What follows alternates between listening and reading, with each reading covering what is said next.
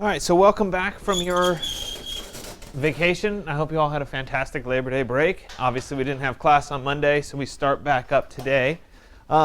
Today, we're going to work into the world of more advanced Photoshop, and we haven't covered this, but we've started to nibble at the edges previously. And today, we're going to deal pretty extensively with masks. We'll learn how to isolate objects, so how to take people, cut out the background, get rid of the background, and be able to use it. Next class, when you come back next week, we're going to learn about how to take objects and then put them into some other scene and make them feel like they're part of the scene. And a large part of what we do in the world of design is we have to represent ideas, and those ideas don't exist already. So the more that you have skills in fabricating scenes and making them believable, the better off you're going to be at selling your particular design ideas. And so we're going to concentrate on that skill. The assignment 102 that you're going to be working on deals specifically with these skills and kind of juxtaposing and putting things that don't belong together. You'll begin really having the skills today with how to cut out the objects. On Monday, you'll have the skills about how to put them back together. So you can be thinking about over the weekend kind of what are your ideas and how are they going to come together, what objects should you already photograph, how should you cut them out, and that sort of thing. But before we get into the real live demo part about how do you cut out objects and stuff, I want to spend a little bit of time showing a bunch of examples of previous work that's been done, Photoshop work that's been done, that bends reality a bit. And I think this bending of reality is kind of the important idea behind Assignment 102 and really what you can do in the world of Photoshop to kind of enhance things. Now, some of the slides that I'll show might be on the creepier side, right? Because they're certainly bending reality of what's really happening. But the point is that you can start to make things that don't belong together become part of one another. And sometimes they're really simple ideas. And so on its most basic level, right, this is really, really easy to do once you have the skills that we talk about today. And that is masking off certain pictures. So in this particular example, thematically, right, interesting because you've got the young guy looking into the mirror at his older version of himself, right? Now, chances are it's really his dad that he's looking at, but you get the idea thematically of what he's trying to say in this, okay? But it's actually a really simple photo to set up, right? What you do is you set the camera in the same place. You take two pictures. The first picture is of the person, the younger person, looking into the mirror. Well, obviously, the reflection in the mirror would be of the younger person, right? Okay, so you take that picture, then you swap out the younger person with the dad, right? The dad comes in, stands in the exact same spot that the younger person stood in, right? Assumes the same pose and same general look, and then you take that picture. And what we're essentially doing at that point is we're saying, okay, well, within inside of this mirror, right here, we're going to create a mask that says, take the original photograph, right? Make this part transparent on the original photograph, and then show me this new person, right? But it's really easy to do because it's just a square, right? So it's a very easy thing to try to accomplish, but it's very successful, right? Things that involve a little bit more blending or making pieces go together might be a little bit more challenging. This is still something very similar, where you're taking one picture of the hand, you're masking off, and you're putting the picture of the face over the hand. Right? It's not that challenging to do. It just takes a little bit more thought. Right? Sometimes they border a little on the creepy side. Right? Something like this is just a combination, a changing of scales, but we still get to the same general endpoint. That has a little bit of post-processing done to make the skin tones green, obviously. I really like this one because I think it's extremely well done. It's subtle but kind of cool at the same time. Part of the reason that this particular one works so well is down at the bottom, right, where the toes would naturally, see, right, we're focusing in right here. Down at the bottom here, where the toes naturally fall, they've taken the creases of the leather of the shoes, right, so the little creases in here, and they've matched that creasing on the leather with the natural wrinkles on your toe, right? So it becomes a very natural transition between the two, right? I had to do that. I don't know. It just happened. Right? It becomes a very natural transition between the two, and I think it's important to see reality in a way that you can bend things together, right? You see the wrinkles on the shoe, you make those wrinkles apply to the wrinkles on a toe. So a lot of this is how you visualize and see reality. Obviously, making the skin tones match is important, right? Something like this is a little bit more on the far-fetched side, but it's still kind of unique and kind of interesting, right? This one's also really well done, and it's not that hard to do. The problem here is getting the alignment correct of the two photographs, right? It's not as simple as we set the camera on a tripod and we take two photographs, because it would be impossible to get the face in the exact same location as the leaf on the ground, right? It would be a little higher, a little lower, and you can't just swap the two together. So you have to figure out how to get the face at the same angle, at the same general look, at the right size, so that you can actually apply these two together. So this is more on the challenging side, but certainly very, very well done. These are, by the way, all professional examples. I'll show you student examples a little bit later on. Right? Something like this isn't too hard either. It's just a combination of the puzzle piece, right, and then the background being blurred out with the black hole where the puzzle piece was taken out, right? So it's really the same photograph. It's just a change in scale, right, with a little bit of creative cutting out. Right? Sometimes the combination of a drawing with a photograph, etc., they can all kind of blend together and become part artistic and at the same time part kind of interesting. Sometimes it's a matter of seeing the idea ahead of time, right? You go to the grocery store and you see all the carrots stuck in the little bin, right? What do you see?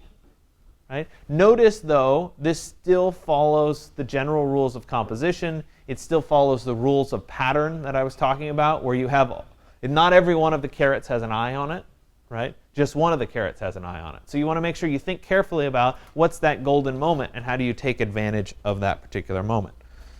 Move on. I love this one. It's just bizarre. I think there are some things about it that could have been done a little bit better. And as we get a little bit further along, I'm going to show you some student examples and show you what's more and less successful. But one of the things that kind of falls short here is the way that the shadows are done, right? The shadows don't really belong together. It's creative, it's interesting, but if we look carefully right in here at this hand, right? And if you look at the bottom of the hand, it's not casting any shadow on the toilet. It's just sitting there, right? And because it's not casting any shadow right there, we lose that bending of reality. That surrealism breaks, because it's like our eyes automatically see, well, wait a minute, there should be a shadow there. It looks like one is cut out and put on top of the other. And so we're going to concentrate a lot next class on Monday about how do we fabricate shadows? How do we make things look like they belong part of this scene and not just floating there in space like this one does? Right? Sometimes it's a combination. This is using some of the same techniques that we talked about. We have a black and white mask, right? The eye itself is colored. The ground is in black and white. It emphasizes the eye in contrast to the ground. There is some also a combination of the fracturing of the skin is done as a clay soil, right? So it's this combination of images that kind of puts this together. It makes it very interesting, right? I love this one. I think it's fantastic. Very easy to do again. Right? But it definitely bends reality. So you take a picture, again on a tripod would be ideal, looking down at your feet, right? Pants down, obviously your legs are in the pants at this point, right? You see the toes. Then you take another picture of the pants in the same configuration, right, without your legs. So you get the background, and then you just mask off the part, the empty pants without the legs. But it's kind of removing something from the scene. It's becoming very creative and kind of interesting. Right? Sometimes these are a little bit harder to do, right? But at the same time, it's kind of an interesting combination of effects. Right? I think this one is well done because the shadows are well thought out. The shadows are a little bit stark, right? They're a little strong, but the overall image is a little strong. But if we look carefully at this image, the lighting in the scene matches, right? The lighting on the woman down here, right, has the light in the same direction as the light that's being applied on the cup, right, which makes it feel like she's actually standing there, right? It breaks a little bit. It's very, very good in this upper section, right there. The shadow's nicely cast. It breaks down here in the lower section, though. Right? If I were to just cross off this part so you didn't see it at all, and you just look down at the lower section down there, right, there is no shadow anymore. So it doesn't quite work. So you need to follow it all the way through and make sure that that shadow exists all the way through. I know, it's just bizarre. But it was well done. Right? Another example like the first one that I showed with the two photographs where you have the old man and the young man. In this case, you have the kitten and you have the lion looking at each other through the puddle. Same concept, just a more fluid line. Instead of the stark mirror, right, we just have the puddle line. Same concept certainly exists. Right? Bending reality, obviously the kid isn't holding the dad up. Right? But it's the same kind of thing. So you're taking one piece and you're putting it together.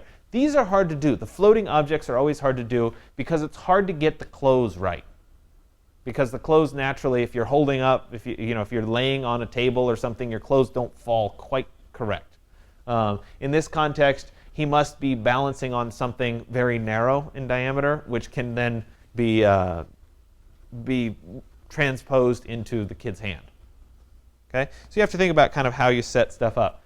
I have yet to sort out exactly how to do one of these, but I think they're really cool.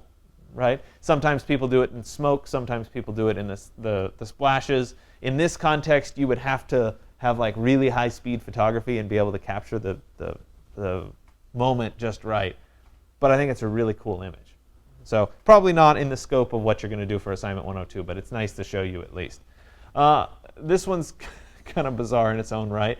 But this is a combination of several different images, right? Obviously, we have the baby poking out. You got to have that image, right? That could be the baby sitting in a box, lifting the box up, something like that. That would mimic that. The lighting in the scene is consistent. The lighting on the baby is the same as the lighting on the mom. That's really important for this to work, right? The other factor is you have to somehow fabricate the interior of the mom, right? So maybe that was done with a cardboard tube or something, but there was some way of fabricating what the inside looked like. It's not just faked in Photoshop. If it was faked in Photoshop, it would be hard to get the shadows perfect, right? So they use something as a guide, some kind of a ball, a dome, a cylinder that they cut open and photographed in the same lighting context. I just think it's cool. Kind of ridiculous, but kind of fun at the same time. Right? Juxtaposition of scales. I think this one is, again, very well done. It has to do with the lighting and kind of how the image blends together. Right? This is obviously would be a hard image to do, but they're slicing, right, a difference between the sky portion of the image and the underwater portion of the image. This rock face is probably from some other piece that's been photographed above land, stuck in the context of the kind of the darkish blue. The good news about this is a lot of the murk, right, or the dark blueness of the water can actually get rid of a lot of the background weirdness, right? But I think it's well done. I think this one is also well done. It probably took breaking some form of pottery to get the shards correct, but it's kind of an interesting composition. It's kind of interesting to think about, the breaking of the arms instead of the breaking of the pot. Right? This one, again, lighting conditions become very critical for making this work. Juxtaposition of scales. Obviously, you have to see these things in your head. You have to go around and say, oh, I think those power lines could become the strings on a guitar. How can I make that into a particular scene? In this context, they've done a great job of swooping those power lines in such that they feel like they're part of the guitar in that context. But the lighting on the guitar is the same as the lighting in the scene. Right? So they looked at the scene and they said, okay, I have light from high, slightly backlit. Right? The sun's slightly in front of the camera from up high. I make sure that I take the picture of the guitar in the same light settings that were of the original photo. All right? This one's just kind of fun. Right? The ironing of your own clothes. I think it's particularly successful because the feet stayed attached. Right? It would be one thing to just have the upper body ironing itself and then have the pants off the end, but to be able to reattach the feet, I think, is nicely done. This one, it's a little dark on the screen, so it's hard to see, but it's a play on perspective. right? So we have the image shot from the upper corner of the room looking down, the ceiling or the floor becomes the ceiling, and then we have the image shot from the lower corner, and those are nicely blended together, right? This one's kind of fun too. Why not? And I show you lots of these as just ideas, right? This one, again, is hard to see, but the sheet blends into a snowscape, right? But it's all about the lighting conditions and making sure those lighting conditions start to match up and feel right. I think this one's really nice as well. You've got the difference in scene. Part of the reason this works so well is that the lower half of the image is one image that blends into the slices and the alternative reality that's being hung by these little posters. So it's a combination of several different images that make this one. Right? Another example here that's pretty fun with the little scissor emblem put in over the road. Right? I think the upside down tree also helps kind of add to this sort of reality of what's happening. Right? Blending of images, relatively easy to do. Black and white color, putting those together. It's the same strategy that we talked about previously. Right? I like this one as well with the road that's being carried by the person as a tarp. It would involve some kind of a silver tarp that you were taking, and then that transitions into the road and making sure the perspectives match up, etc.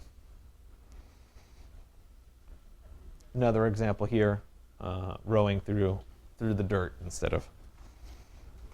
I love this one. This is great. Again, it's a play on perspective, but it's kind of fun to think about the combination of these. It would involve taking an image from two different angles, from two different heights, and then obviously rotating part of the image to be going down in perspective and getting that perspective right.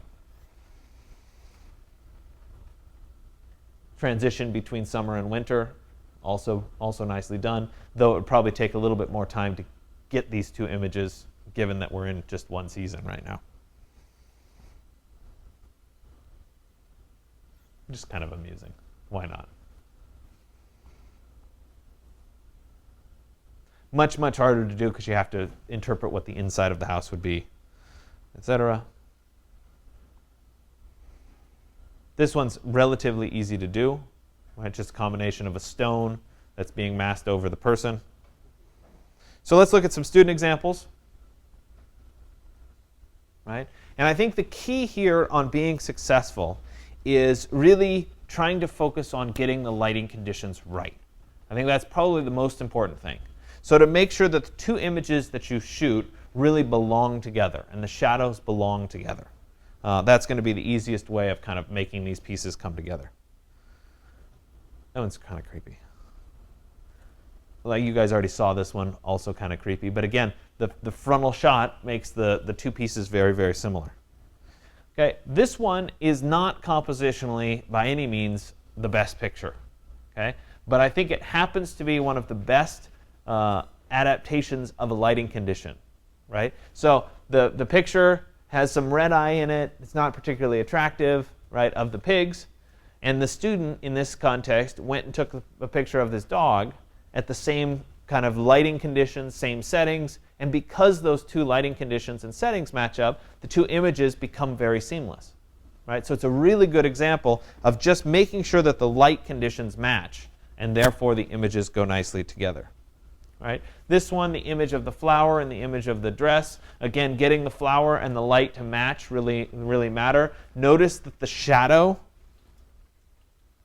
cast from the person right here, right, is cast onto the flower. That's part of how they work together. Right? If that wasn't there, this little bit of shadow right here, if that wasn't there, the two wouldn't feel like they're connected. So it's really important to have those together. Combination of the drawing. I think this one's nicely done just as a combination of color, black and white, hand drawing, photograph. It's well composed, and I think it turned out quite nice. Right? This was on the handout as one of the better examples. Again, in the vein of the missing body parts. Right? She took the idea of the pants with the feet, took it a step further. We have it's relatively simple masking. We have one photo that is the T-shirt hanging on the wall with the inside of the T-shirt shown. Right? We have the other picture of her standing against the wall right, so that they can blend the t-shirt, right, between being empty and being full, right? Bekem did this one a number of years ago, and I think she did a great job. You could certainly recognize the context that was taken here at school, right? But part of the reason that it works so well is because the shadow works, right? There's not pieces that don't belong in the shadow. It's just her floating, right? So in reality, she had a stool below her, right? In the first example, right, she had a little stool here. Draw it in, right? And she took that photo, right? This, obviously, she sitting on the stool cast a photo of her, or excuse me, cast a shadow on the wall of her sitting on the stool. So there was a little shadow of the stool right over here, okay? But when she did the mask, she also took herself away, right, and the stool away, and had an image with just, right, the brick wall. So what she was able to do is go in and selectively mask out, oh, right here is where the stool was. We'll get rid of that part. Right here is where the shadow of the stool was. We'll get rid of that part. And suddenly she becomes a floating object, right? So it's not too hard to do. It just takes a lot of forethought to make sure you set it up correctly, right? I thought this one was good too that John did, where we have the upper half of the body transitions into the pants. It might have been nice to have the feet at the end, right? So he gets flat and then he has feet. Thematically might be a little bit more interesting, but a little bit harder to do at the same time. This one's pretty simple too, just allowing the background photograph of him to follow through the hand, which is certainly easy to do in masking. I think this one was nicely done. The guy playing the woman violin or cello. Sorry, music is not my strong suit, right? But it's kind of nicely done. Part of the reason it's nicely done is we have good shadows, right, being cast across the back, which again is all about lighting, right? Another example here of the steam of the coffee combining the images together, right? This one you have to really stare at to see it, right? But at some point the light bulb clicks and you can see the face that's in the bark. But again, I think it was really well done. It's subtle but very strong at the same time, right? I've seen these done before, right? It's half of the face. Is it the front half or the back half, or the profile or the front view? These are a little hard to do, but it just takes two images and making sure that they line up correctly. Tripod would help quite a bit on that. Combination of the drawing and the photograph. We've seen that before. It's definitely another strategy, right? Sometimes the combination of a staged set with a set of photos and how those combine together. I think this person was channeling like The Walking Dead or something. Right? Nicely done. Okay, so we're going to move now into the world of Photoshop so that I can teach you guys how to cut these objects out, which is the primary skill that you're going to need moving forward. Okay, so we're going to work through your exercise 107 today, and I'm going to really concentrate on teaching you how to isolate objects. So if you remember back to exercise 103 when I let you go out on campus and you took photographs, some of the photographs that I asked you to take were of people, right? And so this is where those photographs start to come in handy. So you're more than welcome to use any of those photographs that you took. If you didn't like your photos, or you didn't like the people, or you didn't include the whole person, you might want to pick something from online to work from. I would do a Creative Commons search, so search.creativecommons.org. Will get us to the Creative Commons search. I'm going to use Flickr, and sometimes it's helpful to type in what you want the person to be doing. I used to recommend doing some kind of like person walking or whatever. If you type in that, you'll get results of people that look like The Walking Dead. So might not be the best choice anymore. So maybe man running or woman running. So let's try man running, for example.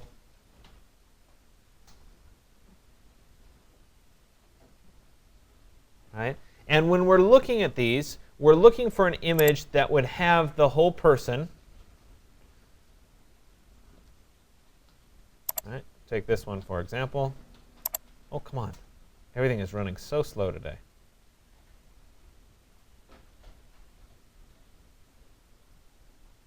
So we're looking for an image that's one, clear, that is large enough in size. So if you look at the download link, the original of this is pretty large in size, so that would be good, such that we can cut this person out and make the background transparent.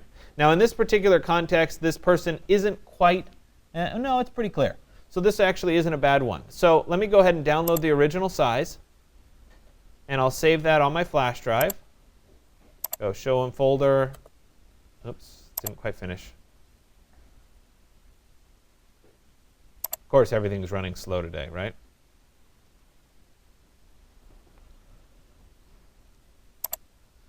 All right, we'll come back to that one. Right, and so you can continue looking through. Again, we're concentrating on having people, right, where their whole body is included in the particular image. Maybe you want something else. Maybe it's a waitress.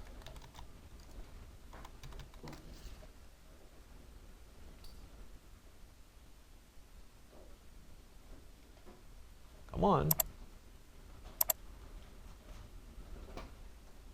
Apparently there's no pictures of waitresses. Let's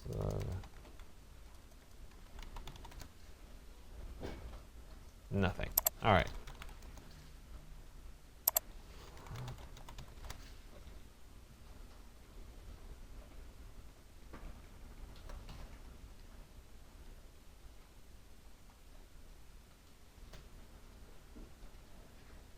Is the internet slow for you guys, or is it just my computer? I think it's mine. All right, well, anyway, the point is we're looking for people that are entirely within the whole photo. I already have a few that I've downloaded ahead of time to work with. I picked this image because there's two people to work with. This is a particularly good one to try to cut people out. So I'm going to use this one as an example. I have a few others that I'll work on as well, just to kind of go through the process of cutting people out and that sort of thing. Generally speaking, the more consistent the background color is, the easier it is to cut people out. So I'm going to concentrate on this one for a second. We'll start with the guy here. And I'm going to press Control plus to zoom in a bit. And on the most basic level, right, a lot of time, anybody worked in Photoshop before and tried to isolate an object? Right, a few of you maybe. On the most basic level, what people tend to immediately go to is, oh, I'll just use the eraser tool, which is over here on the side, and I'll zoom in on my object, and I'm just simply going to try to erase around the object. Now in this context, you see that I've erased the color, but I haven't made the background that checkerboard pattern. And that's because I made a mistake. Right over here, the background layer, right, is italicized and locked, which means that I can't actually edit this layer. So I'm going to right-click on background and say Layer from Background. I'll say OK. And it gives me an unlocked layer. The alternative to that would be to right-click and say Duplicate Layer, which doesn't convert the layer to an editable one, but instead makes a copy of it. Either way works out fine. Okay? Now if I were to use the eraser tool, I could come in here, and you see how it makes that checkerboard pattern? Right? That checkerboard pattern is indicating that the background is transparent, right, rather than being whole. So I could come along like this, but if we were to zoom in carefully, right, you'd start to see that, well, there's still a little bit of blue that's left along the edge. It's not really cutting the person out as nicely as I would like. Right, so let me step back a bit, and let me zoom back. And instead, we could use something called the Background Eraser tool, which if we were to click and hold, we can go to the Background Eraser tool. It's the eraser with the little pair of scissors on it. And this Background Eraser looks for transitions in colors. Right, so that did a terrible job. So it's supposed to naturally find the edge and not allow you to erase the inner part of the image. Okay? It again does a fairly good job, but you see that I was just going through and it deleted part of this guy's arm. Okay? So neither of those options are really the best options. It tends to be what people do to start. But instead today, I told you this was advanced Photoshop, so we're going to use some better techniques for how we're actually going to cut this person out. Okay? So I'm going to start up here, and underneath, it may be underneath the magic wand, it may just be called the Quick Selection tool. We're looking for something called Quick Selection tool. Okay? And so I'll make sure it's like a paintbrush with a little dotted circle next to it. with that quick selection tool selected, I can go in and I can actually just click and start to drag, and you see that it's making a selection that goes around the person, right? And it's finding an edge. Okay? So now, right in here, we lost this portion of the guy's arm. So I can hold down the Alt key on the keyboard, and you see that instead, right now I have a circle with a plus in it. If I were to click, that would add to the selection. If I hold down the Alt key, it changes to a minus, which means I'm subtracting from the selection. So I could come in here and I could subtract his arm back away from the section, or the selection, like that. And maybe I need that to be included. I want this piece to be included, so I'll leave it on plus. I've now selected that particular piece. Right? I want that little bit selected. And we'll move our way down here. We're going to keep adding. Okay, Alt subtracts. Okay, that's pretty good. Come down.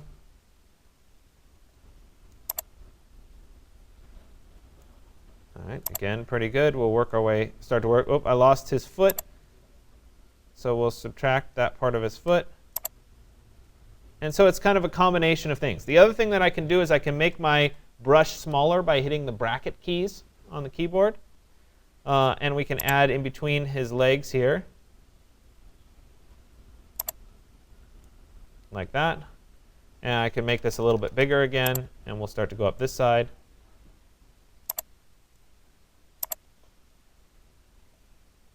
Okay, that's pretty good. Come right up here.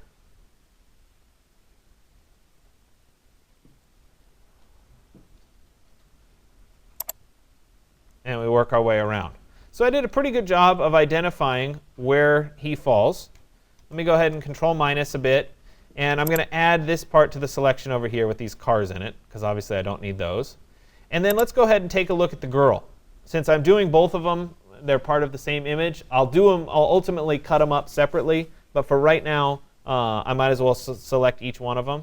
Actually, for right now, let's just go ahead and ignore her altogether. So I'll just add to the selection, and we'll just go all the way over her, make her go away. And now I have everything selected. Okay? So all of the exterior is selected. If I look, however, closely at his head, see how there's little bits of hair that are sticking out? Right? If I were to cut this person out the way it is right now, I'd have a really sharp line around his head. And in reality, hair has a tendency to stand up a little bit, right? If you look at your neighbor, look carefully at their hair, if you look at the top, there's always little bits of fur sticking up, right? Little bits of hair, and a little bit of the light of the background shines through that hair. So if we really want this person to integrate well in a scene, we need to compensate for that hair. Okay? And we're going to do that using a tool called Refine Edge. And if you look up here at the top, right, this little ribbon that goes across, there's a button for Refine Edge. It's also hidden under Select, Refine Edge. Either one will get you there. Okay? There is, by the way, a tutorial for Refine Edge on the course website. If we go here, go to Tutorials Photoshop, you can come down here to right there, 1.13 Refine Edge. And this will walk you through all the settings and everything that I'm about to show you. Okay? So it's all right here. So let's go back to Photoshop. And on this Refine Edge, right, number one, I have something called View. And this can be very, very useful when we're trying to discern what's selected or what's not. The marching ants view is the one that we've been looking at, right, the little colored line, okay, the black and white line. But we can switch to something like an overlay, right, which colors what's not selected in red and what is selected as being clear. Right? We could also do on black. We could do on white. We could do black on white. So this probably is the easiest way of seeing that, yes, we definitely don't have any hair included. Right? And so one of these views is going to be easiest to work in. And you'll have to scroll through and see which one works for you. For right now, I'm going to stick with this overlay mode where it's red. Okay? And I'm going to change a few settings here. The first thing is I'm going to change my radius to be 1.0 pixels. I'm going to change my smoothing to be 3 and my feather to be 0.3. Okay? These are settings that I've found to be reasonable, to give pretty good results. If you're struggling to get the results you want, you can obviously adjust those as well. Okay, so I have those settings set. And now what I'm going to do is I'm going to paint over the part of the object. And let me make my brush a little bit smaller here. I'm going to paint over the part of the object where the hair is. So I'm going to paint right over this edge, like that. And we'll paint right over this edge, like that. Okay? So it's hard to see here, but if we switch to on black, let's switch to on white. See how we're starting to get more of the hair highlighted there? Right? That's the idea. That's what we're going for. Okay? There are a few areas here that I'm going to have to make corrections on in a little bit. This refine edge can still work for other places on the image. If there's something else on him that needs adjustment, we could go through that refine edge. So for example, right there, maybe needs a little bit better adjustment. Maybe right there needs a little bit better adjustment. OK, so it's reasonable now. Okay? Now that I'm done, I'll go ahead and say OK. And I get back to the same selection that I've been working on. Right? Let me press Control 0 so I see everything. Okay? So it looks very much the same as what I did. At this point, I want to create a mask of my person. Okay? I want the background to become transparent, and I want just him to be shown. So I'm going to, because I selected the background, I'm going to inverse the selection. So I'm going to go up to Select and then Inverse. So I have just the person selected. You see how instead of having the background selected, I now have just the person selected? I also noticed that I missed this piece and a little piece up in the corner. So let me go ahead and go back to my selection tool. I'm going to hold down Alt and get rid of that piece and get rid of this piece right there. Right? So I'm back to just the person. Now I'll come over here and I'm going to click on this button at the bottom, which is a little square with a circle inside it, which is called Add Layer Mask. And when I click on Add Layer Mask, the background is going to become completely transparent, right? And the person himself is going to be isolated, which is exactly what I want to have happen. Okay? If we were to look up here a little bit closer, right, we can see that there's a little bit of the hair that's coming up off. Right? It might be hard for you guys to see that well. Right? We also notice down here that I have kind of a weird thing happening to the water bottle. Right? I made a little mistake in my selection. Well, the advantage of having the layer mask is, remember, I can paint in black and white, just like you did on the adjustment layers, to make stuff come back. So let me come back here, and I'm going to paint using the paintbrush in white. And I need to make my brush smaller. There we go. And I can paint that piece back in.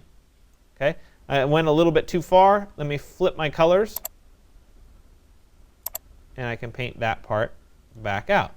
So the advantage of a mask, as opposed to the eraser tool or one of the other tools, is that we can come back and we can make corrections if we need them. Right? So whoops, I made a mistake. I can come back and I can pull that part back because it's just created with a mask. Okay? Let me show you a little bit better example with the girl, because she has some hair that's really useful. But before I do that, I'm going to go ahead and crop this person down here so that I have just the person showing. I don't need all that extra space. I'll go ahead and say OK. And then we'll come back to the saving part of this a little bit later. Okay? So let me go ahead and open, again, that image. Actually, I think I have it in a folder here. Hold on a second.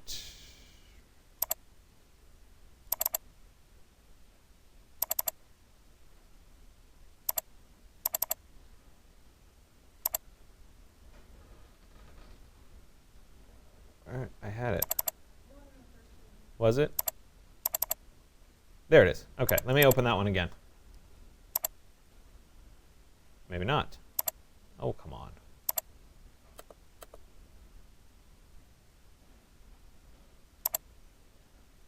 Today, see, sometimes I have these computer days too. No, I don't want it there.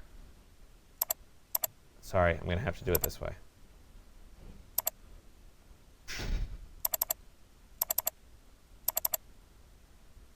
Fine. It doesn't want to open it again because I have it saved here. Okay. All right, Let me try it one more time. There we go. Okay, so this time we're going to concentrate on the girl. I'm going to go ahead and crop ahead of time. So let me come in here to the crop. Right there. And I'm going to adjust this down. Adjust that down. That down. Like that. I'll go ahead and say OK. OK, so now I have her cropped a little bit better. But part of the reason I like to use her as an example is because the complexity increases. Because if we look up here, look at all of that hair and how much I'd have to isolate.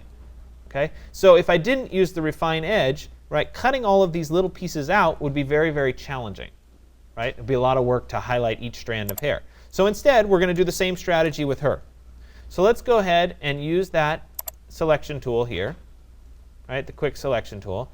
And I'm going to start working my way around her body as well. Okay, so it did a pretty good job there. We'll come around here. Oh, I lost part of her foot. Let's zoom in here a little bit.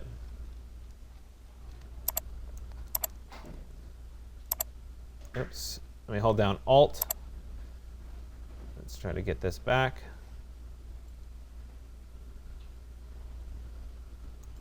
And let's try get rid of that.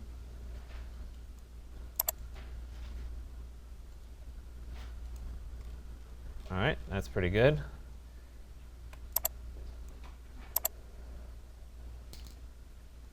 A little bit more of that shoe. All right. So let me work my way up here. Control minus. And we'll keep this selection going. Here we go. Make my brush a little bit smaller. Perfect. Oh, I lost that part of her arm. Now, I need that little bit right in there. Perfect. All right, let me hold down Alt and get rid of a little bit more.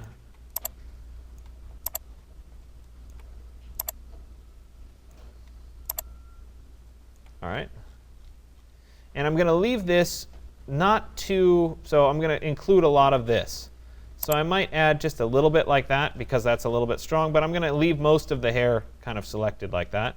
And let's go ahead and subtract off a little bit right in there. Subtract this off right like that. Okay, so I'll press Control 0 to see everything. Reasonable, except I lost a little bit of shoelace down here.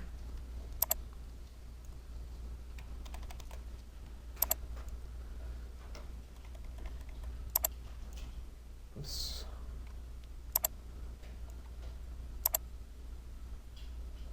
All right, so now I'm reasonable. I'm not worried about that little bit of shoelace.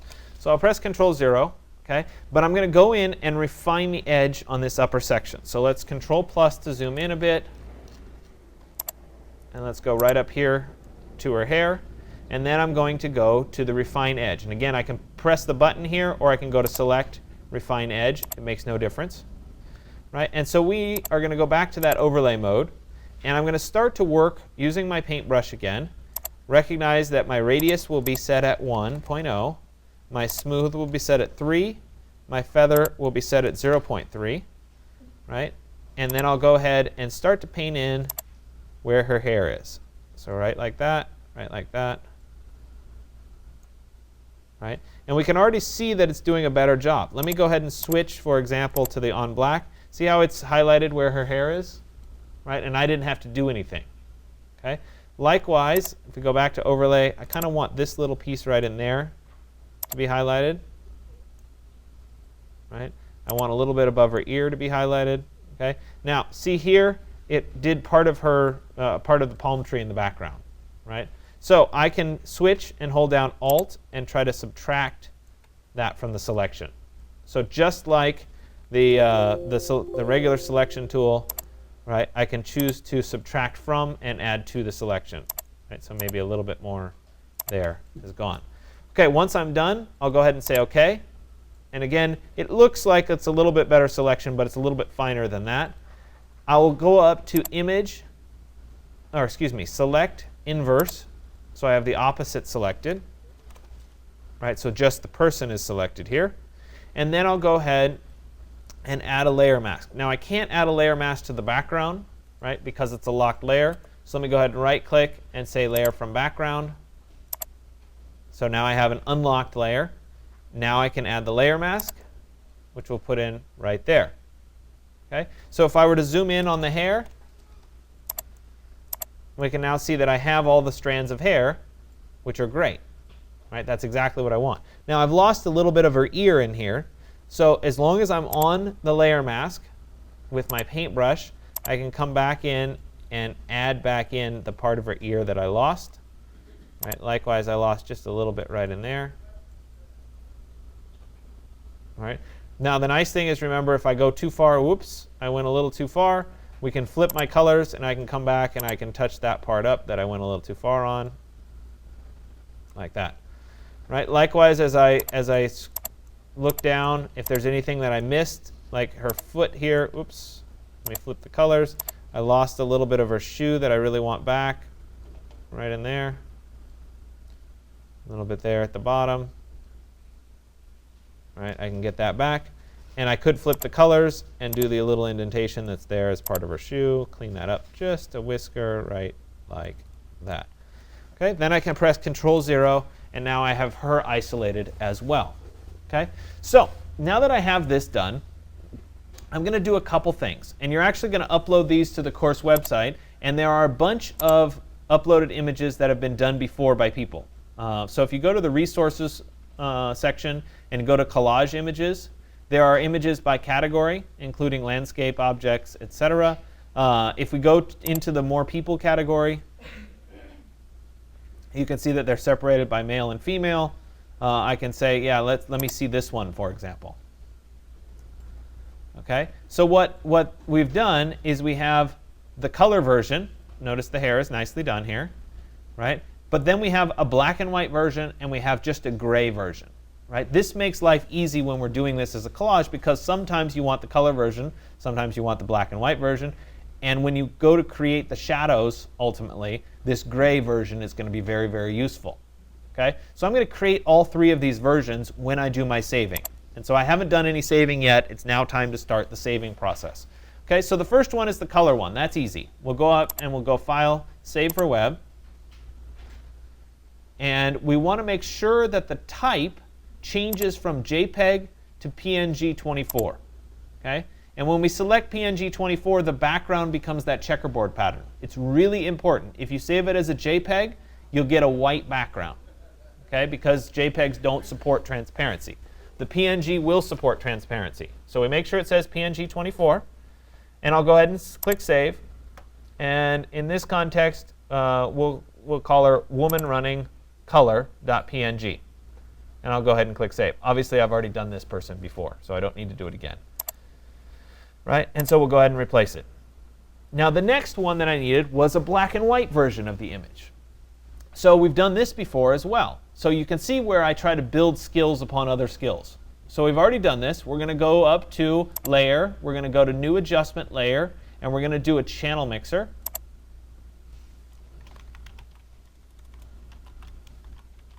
And I'm calling this black and white. I'll go ahead and say OK.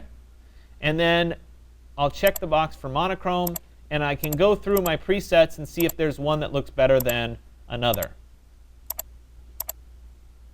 Right? And there's probably one that will look best as we go through. I think the red version is pretty nice. Okay? So there she is in black and white. I'll go ahead and go to File, Save for Web. And again, it needs to be PNG 24. I'll go ahead and click Save. And now this is going to be woman running _BW for black and white.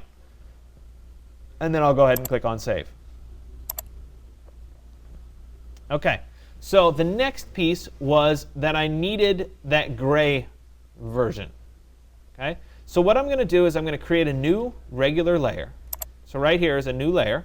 And I just clicked on the New Layer button in the bottom right corner. And I'm going to paint that layer with a 75% gray. So I pick the brush tool right here. I come down to my foreground color, the one that's on top, and I change my gray value to be 75%. And so the K over here. This bottom one represents black. So I'm going to do 0, 0, 0, and then 75 in the K value. And you see that I have a 75% gray. I've found that the 75% gray is just about right for the stuff that you're going to use it for shadows and that sort of thing. It feels about right. Okay? So it's 0, 0, 0, 75. And I'll go ahead and say OK. And now I'll make my brush bigger, and we'll just go ahead and paint the whole image. Okay? So it's all gray. Okay? And again, that's on the layer 1.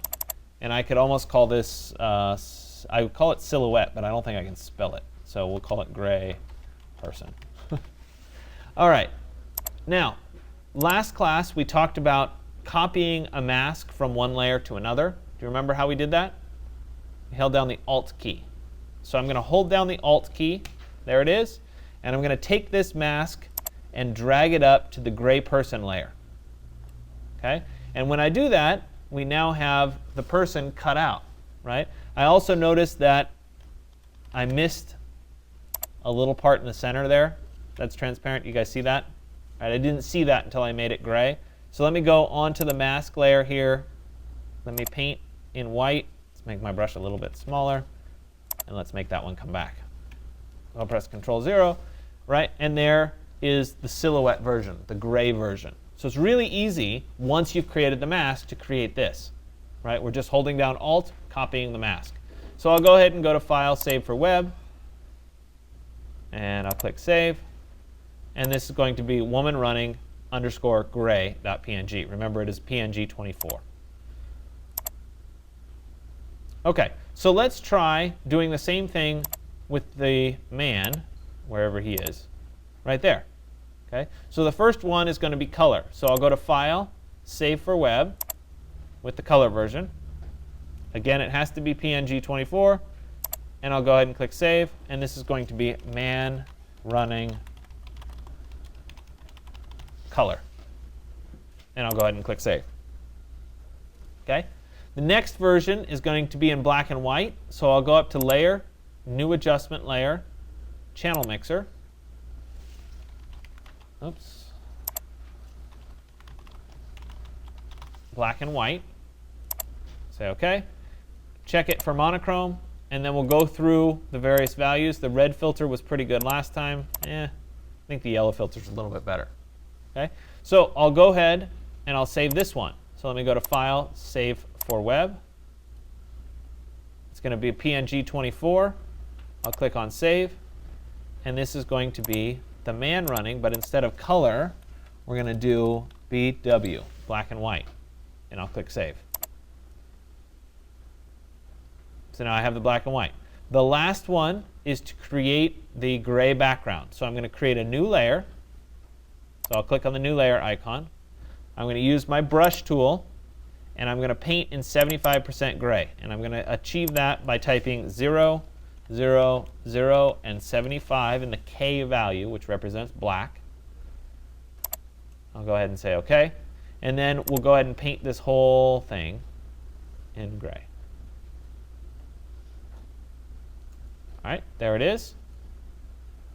I'm going to select the mask that I already used, hold down Alt on the keyboard, and drag it up to layer 1. There it is. Now I have the mask. Looks like there might have been a little bit down here at the foot that wasn't quite covered all the way. Yep, right there. Let me switch to the mask.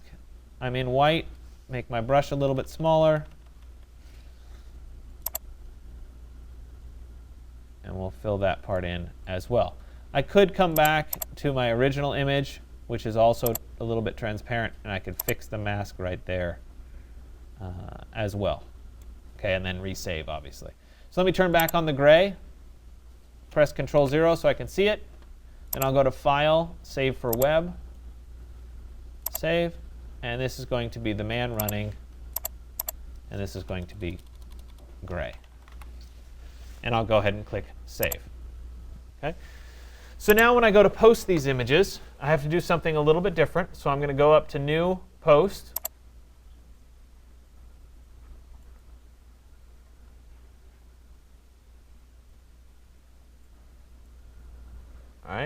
And so I'll start with the man running. So I'm going to say man running. You can choose to put your name or not. It's up to you. It doesn't really matter. I'm going to go to Add Media.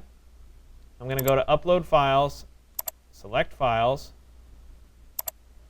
and we're going to go to today's folder. And there's the man running. I'm going to take the color, the black and white, and the gray. So I held down Control as I clicked all three of those. And then I'm going to click on Open. And it's going to upload all three.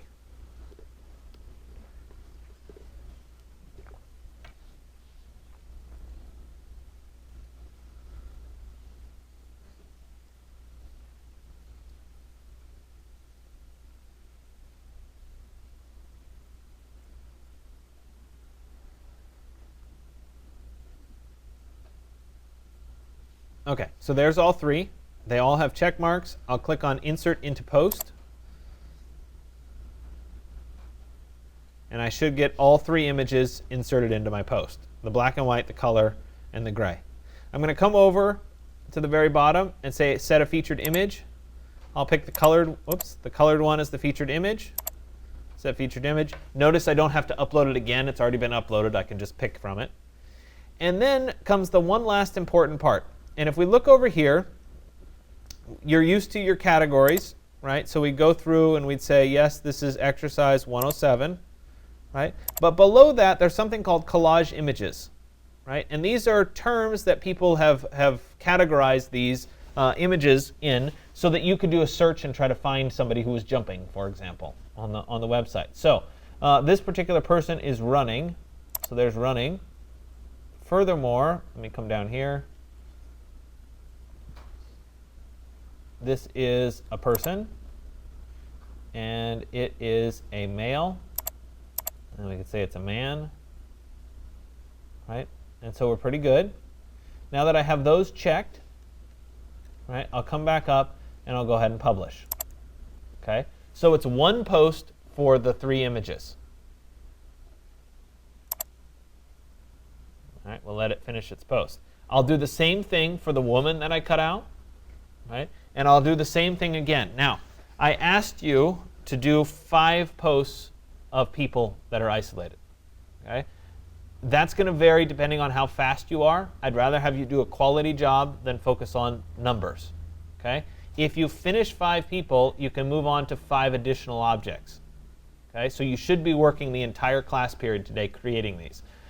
This is one of those things where right now it might feel tedious because you're creating it and you're learning. Number one, you're getting a lot of practice with how to mask and how to cut out objects, which is critical, right? But number two, if you create these people now, when you move on and you're in your 121 studio or you're in your 220 or your 221 studio, you will already have all these people that you've already cut out that you can use in your drawings, right? You can use for your presentations and you don't have to cut them out at that point. So you put the time in now, and you can reuse these people. Furthermore, you can borrow all the people that everybody else has cut out.